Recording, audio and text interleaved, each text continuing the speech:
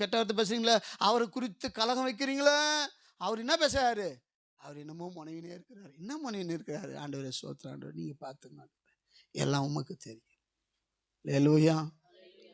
மோசேயோட வந்த மக்கள் பாவம் செய்யும்போது, தவறு செய்யும்போதெல்லாம் ஆண்டவர் எழுந்துட்டார். இன்னும் வந்து விடக்கூடாது, உண்டலான்னு பண்ணிடணும். அப்படி ஓங்கி நிற்கும் போது அப்படியே போய் மோசே சாஷ்டாங்கமா விழுந்துட்டார். எல்லாரும் கேட்டீங்கல்ல, சொல்றாரு, எப்பா என்ன அழைச்சது உண்மைன்னா, இவங்க செய்த தவறுக்கு இவ்வளவு கோவப்படுறீங்க, அந்த கோபம் முதலாவது என் மேல வரட்டும். ஊழியம் செய்யறது சும்மா இல்ல, சோத்திரம் ஆண்டவர்.